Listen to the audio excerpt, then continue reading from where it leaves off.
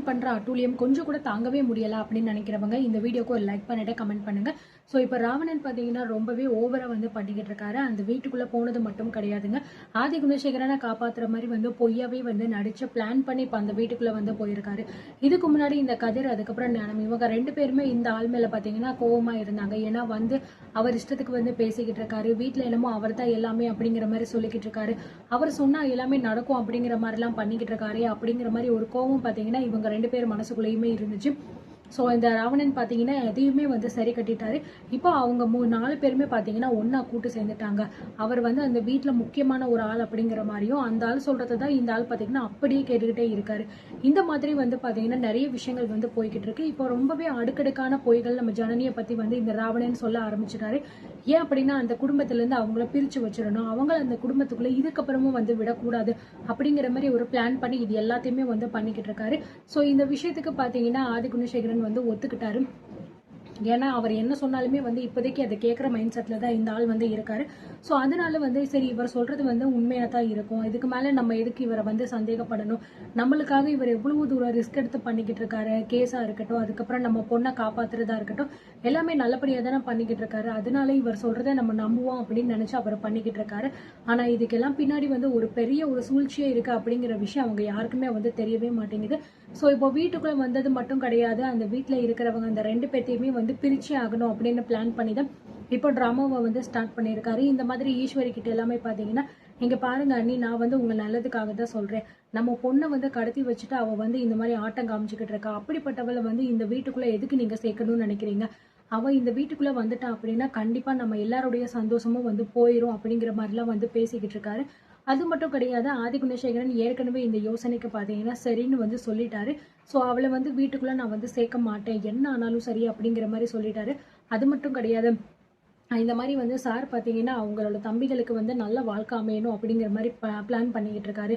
ஆனால் சக்தி தான் வந்து அதை புரிஞ்சுக்காம அவங்க ஒய்ஃப் பின்னாடியே வந்து போயிட்டு அவரோட லைஃபையும் வந்து மொத்தமாக ஸ்பாயில் பண்ணிட்டு இருக்காரு. இப்போ பாருங்க இங்க கதிர் நாணம் இவங்க 2 பேருக்குமே வந்து சொந்தமா தொழில் தொடங்கி வைக்க போறேன் அப்படின்னு சொல்லியிருக்காரு. இதனால அவங்களுடைய குடும்பம் அவங்களோட குழந்தைங்க எல்லாருக்குமே வந்து ரொம்ப நல்லது இருக்கும். இதே மாதிரி பாத்தீங்கன்னா அவருக்குமே பண்ணணும் அப்படின்னு நினைச்சாங்க அப்படின்னாலும் அவர் வந்து அதுக்கு ஒத்துக்க மாட்டேங்கிறாரு. பிளஸ் அது மட்டும் இல்லாம இதுக்கப்புறமா அவங்க இந்த வீட்டுக்குள்ள இருந்தாங்க அப்படின்னா நிச்சயமா வந்து உங்க யாருக்குமே அது நல்லது கிடையாது. கண்டிப்பா ஏதாவது ஒரு வகையில அவங்க உங்களுக்கு குடைச்சல் கொடுத்துக்கிட்டே தான் இருப்பாங்க. உங்க தம்பி பண்றாங்களோ இல்லையோ கண்டிப்பா அந்த ஜனனி வந்து நிச்சயமா இதை வந்து சும்மா விட மாட்டா, ஏதாவது ஒண்ணு பண்ணிக்கிட்டே இருப்பா. நீங்க நல்லா நோட் பண்ணி பாருங்க, எப்போ என்னதான் இருந்தாலும் நீங்க ஏதாவது ஒரு புது விஷயத்த ஆரம்பிக்கிறதா இருந்தாலும் அவதான் முன்னாடி நிக்கிறா, அவதான் எல்லாமே பண்ணணும், நீங்க எல்லாமே அதை வந்து கேட்டுக்க மட்டும்தான் செய்யணும் அப்படிங்கிற மாதிரி ஒரு மென்டாலிட்டி அவளுக்குள்ள இருக்கு. அவ வந்து ஒரு நார்மலான ஒரு பொண்ணு வந்து கிடையாது, அவ வந்து ஒரு சைக்கோ மாதிரி வந்து பிஹேவ் பண்ணிக்கிட்டு இருக்கா அப்படி இப்படின்னு சொல்லிட்டு பார்த்தீங்கன்னா நிறைய விஷயங்கள் வந்து சொல்லிக்கிட்டு இருக்காரு. ஸோ அவளை வந்து ஒட்டு மொத்தமாக வந்து பார்த்தீங்கன்னா அந்த கேரக்டரே வந்து ஒரு சுத்த வேஸ்டான ஒரு கேரக்டர் அப்படிங்கிற மாதிரி வந்து டாமினேட் பண்ணிக்கிட்டு இருக்காரு அங்கே வந்துக்கிட்டு. இது எல்லாத்தையுமே வந்து எல்லாருமே நின்று வந்து வாயை மூடிட்டு கேட்டுட்டே தான் இருக்காங்களே தவிர எந்த பதிலும் யாருமே வந்து சொல்ல மாட்டேங்கிறாங்க. ஸோ ஈஸ்வரிக்கு என்ன பதில் சொல்றதுன்னு தெரியல. அந்த ராவணனும் பார்த்தீங்கன்னா கேட்ட கேள்வியவே தான் கேட்டுக்கிட்டு இருக்கா. நீங்க தான் நீ இதுக்கு மேல முடிவு எடுக்கணும், இந்த குடும்பத்துக்கு எது நல்லது கெட்டதுன்னு உங்களுக்கு நல்லாவே தெரியும், அதனால நீங்க என்ன முடிவு எடுக்கிறீங்களோ அதை வந்து நானுமே வந்து அக்செப்ட் பண்ணிக்கிறேன். இப்போ சார் வந்து பார்த்தீங்கன்னா நான் சொன்னதுக்கு முழு மனசு அவர் ஒத்துக்கிட்டாரு. ஏன் அப்படின்னா அவளை பற்றி நல்லா எல்லா விஷயமுமே வந்து சாருக்கு தெரியும், அதனால அவங்க உடனே வந்து இந்த குடும்பம் நல்லா இருக்கணும் அப்படிங்கிறதுக்காக ஒத்துக்கிட்டாங்க. ஆனால் நீங்கள் வந்து யோசிக்கிறத பார்த்தா கண்டிப்பாக வந்து உங்களுக்கு வந்து இறக்க குணம் ரொம்ப அதிகமாக இருக்குதுங்கிறது எனக்கு நல்லாவே தெரியுது. ஆனால் நீங்கள் யார்கிட்ட காட்டணும் அப்படிங்கிறத மட்டும் கொஞ்சம் நல்லா வந்து தெரிஞ்சுக்கோங்க அப்படிங்கிற மாதிரிலாம் வந்து சொல்லிக்கிட்டு இருக்காரு. ஸோ இதனால வந்து பார்த்தீங்கன்னா இவளுக்கு என்ன பதில் சொல்றதுன்னே ஒன்றும் தெரியல. இந்த பக்கம் ஆதி குணசேகரன் வந்து என்ன ஈஸ்வரி என்ன யோசிச்சுக்கிட்டு இருக்கேன், இங்க பாரு நான் வந்து இந்த தம்பி சொல்றத முழுசா ஏத்துக்கிறேன், அவ இந்த வீட்டுக்குள்ள கால் எடுத்து வச்சானா கண்டிப்பா இந்த வீடு மறுபடியும் நல்லபடியா இருக்காது, நிச்சயமா ஏதாவது ஒரு பிரச்சனையை அவ கொண்டு வந்துகிட்டே தான் இருப்பா. அதுக்கு ஒரே வழி அவங்க 2 பேரும் இந்த வீட்டுக்குள்ள வரக்கூடாது. நம்ம பொண்ணு நம்ம வீட்டுக்கு வரட்டும், நம்ம கிட்ட பத்திரமா வந்து சேர்ந்ததுக்கு அப்புறம் அவளை என்ன பண்ணணும் அப்படிங்கறத நான் அதுக்கப்புறம் யோசிக்கிறேன். ஆனா நான் முடிவு பண்ணிட்டேன் இந்த வீட்டுக்குள்ள அவ வரக்கூடாது அப்படின்னு சொல்லிட்டு. இப்போ அதுக்கான முடிவு நீதாம்மா சொல்லணும், நீ என்ன சொல்றியோ அதுதான் வந்து கடைசி, அதுக்கப்புறம் யாருமே எந்த பேச்சும் பேசக்கூடாது. உனக்கு வேண்டான்னு தோணுதுன்னா சொல்லு, மொத்தமா அனுப்பிடுவோம், இல்ல எனக்கு வேணுங்க அப்படின்னு தோணுச்சுன்னா சொல்லு, அவ இந்த வீட்டுக்குள்ள இருக்கட்டும், நீ சொல்றதுதாம்மா அப்படிங்கிற மாதிரி வந்து சொன்னதுனால ஸோ அவ வந்து யோசிச்சுக்கிட்டே இருக்கா. நிறையவே அவன் மைண்டில் வந்து கன்ஃபியூஷன்ஸ் போய்கிட்டு இருக்கு. இவங்க சொல்றதெல்லாம் உண்மையா? ஜனனி தான் உண்மையிலேயே தர்ஷினிய வந்து கடத்துனால, இல்ல வந்து உண்மையிலேயே வந்து அவள காப்பாத்துறதே வந்து இவதானா? எனக்கு ரொம்ப குழப்பமா இருக்கே. என்ன பண்றது அப்படின்னு தெரியாம வந்து பயங்கர கன்ஃபியூஷன்லயே வந்து நின்னுகிட்டு இருக்காங்க. என்ன அண்ணி இன்னும் என்ன யோசிச்சுக்கிட்டு இருக்கீங்க? இதுக்கு மேல நீங்க அவங்களுக்கு வந்து ஒரு சான்ஸ் குடுத்து நீங்க அவங்களுக்கு பாவம் பார்த்தீங்க அப்படின்னா, கண்டிப்பா நம்ம குடும்பத்த வந்து அவ ஏதாவது ஒண்ணு பண்ணணும்னு தான் நினைச்சுக்கிட்டு இருப்பா. அதனால நிச்சயமா இத பத்திலாம் நீங்க யோசிக்கணும் அப்படிங்கிற அவசியம் இல்ல. தயவு செஞ்சு நான் சொல்றத கொஞ்சம் நல்லாவே புரிஞ்சுக்கோங்க அப்படின்னு சொல்லிட்டு பயங்கரமா பேசிக்கிட்டே இருக்கேன். ஒரு கட்டத்துக்கு மேல இங்க விஷாலாட்சிக்கு பாத்தீங்கன்னா பயங்கரமா கோவம் வந்துடுது. நிறுத்து தம்பி அப்படிங்கிற மாதிரி சொல்லிடுறாங்க. நானும் வந்ததுல இருந்து பாத்துக்கிட்டு இருக்கேன். நீங்க என்னடா அப்படின்னா ரொம்ப ஓவரா பேசிக்கிட்டு இருக்கீங்க. அவளை பத்தி பேசுறதுக்கு முதல்ல உங்களுக்கு என்ன உரிமை இருக்கு? அது மட்டும் இல்லாம அவ எப்படிப்பட்டவா அப்படிங்கிறது உங்களுக்கு என்ன தெரியுமா? அப்படிங்கிற மாதிரிலாம் வந்து கேட்கும்போது, அம்மா நான் பேசுறேன் அப்படின்னு தப்பா நினைச்சுக்காதீங்க. நீங்க கோவப்படுறது வந்து சரிதான். நான் இல்லைன்னு சொல்லல. ஆனா நிச்சயமா வந்து அவளை பத்தி எனக்கு ரொம்ப நல்லாவே தெரியும். அவ எப்பேற்பட்டவா அப்படின்னு சொல்லும்போது, இங்க பாரு தம்பி, தேவையில்லாம நீ இந்த வீட்ல வந்துட்டு இந்த மாதிரிலாம் வந்து பேசிக்கிட்டு இருக்காத.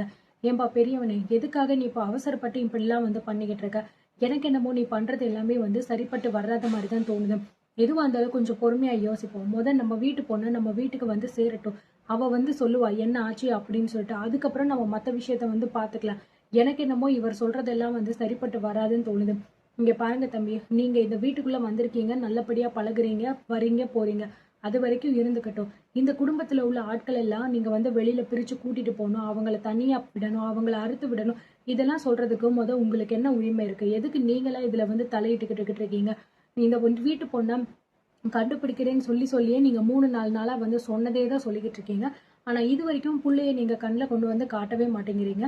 அப்படி இருக்கும்போது இந்த வீட்ல உள்ளவங்கள எதுக்கு நீங்க பிரிக்கணும்னு நினைக்கிறீங்க? அதெல்லாம் உங்க வேலை கிடையாது. உங்க வேலை என்னவோ அத மட்டும் நீங்க பார்த்துட்டு அமைதியா இருங்க அப்படிங்கிற மாரி சொன்னோனே, இவருக்கு என்ன பேசுறதுன்னே வந்து தெரியல. என்னடா இவங்க இப்படி பேசிட்டாங்களே அப்படின்னு சொல்லிட்டு பார்த்தீங்கன்னா, அப்படியே சைலண்டாவே வந்து நின்னுகிட்டே இருக்காங்க.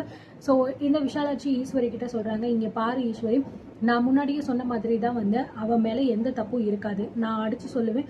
நிச்சயமா உன் பொண்ண வந்து காப்பாத்தி கூட்டிட்டு வர போறதே வந்து அவதான். உன் பொண்ணு வருவாள்ல, உன் பொண்ணு வந்ததுக்கு அப்புறம் என்ன நடந்துச்சுன்னு சொல்லி கேளு. அவ சொல்லுவா எல்லாத்தையுமே. அதுக்கப்புறம் என்ன முடிவெடுக்கணுமோ எடுத்துக்கலாம். அவசரப்பட்டு யார் எதை சொன்னாலும் அதை உடனே உண்மைன்னு நம்பிட்டு தேவையில்லாத விஷயத்துல எல்லாம் நீ வந்து மண்டையை வந்து போட்டு குழப்பிக்கிட்டு இருக்காது. இப்போதைக்கு என்ன நடந்தாலும் அது உனக்கு தேவையில்லாத விஷயம். நான் சொல்றது உனக்கு புரியுதா அப்படிங்கிற மாதிரி சொல்லும்போது, ஸோ அவளுமே வந்து பாத்தீங்கன்னா சரி ஓகே நம்ம வந்து கொஞ்சம் பொறுமையா கூட வெயிட் பண்ணி பார்ப்போமே. ஒருவேளை உண்மையிலேயே வந்து என் பொண்ணை காப்பாத்தினது வந்து ஜனனியா கூட இருக்கலாம்ல. அப்படியா நம்ம இருக்கிற பட்சத்துல அவசரப்பட்டு ஏதாவது ஒரு தப்பான முடிவை நம்ம எடுத்துட்டோம் அப்படின்னா அது எல்லாருக்குமே சங்கட்டமாயிரும்ல அப்படிங்கிற மாதிரி நினைச்சு வந்து யோசிச்சுக்கிட்டு இருக்காங்க. ஸோ இந்த பக்கம் பாத்தீங்கன்னா இந்த ஆளுக்கு ராவணனுக்கு என்ன சொல்றதுன்னே தெரியல. ஐயோ என்னடா நம்ம பிளான் வந்து ஒட்டுமொத்தமா நாசமா போயிரும் போல இருக்கே அப்படிங்கிற மாதிரி நினைச்சிட்டு அப்படியே குழப்பத்துல நின்றுகிட்டு இருக்காங்க. ஸோ இந்த பக்கம் பாத்தீங்கன்னா எப்படியும் அவங்க 3 பேருமே தப்பிச்சு எப்படி வெளியில வர போறாங்க அப்படிங்கறத பார்க்கலாம்.